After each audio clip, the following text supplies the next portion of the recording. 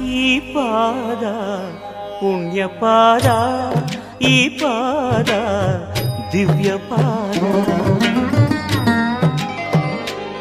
ಈ ಪಾದ ಪುಣ್ಯ ಪಾದ, ಈ ಪಾದ ದಿವ್ಯ ಪಾದ.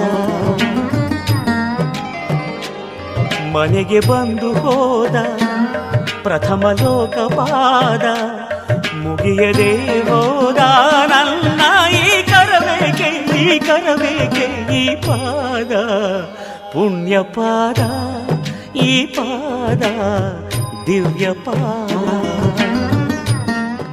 ಪುಣ್ಯ ದಂಪತಿಗಳೇ, ನಿಮ್ಮ ಅನನ್ಯವಾದ ಭಕ್ತಿ ಭಾವಗಳಿಂದ ಈ ಅರ್ಧನಾರೀಶ್ವರನನ್ನೇ ಬಂಧಿಸಿಬಿಟ್ಟಿರಿ.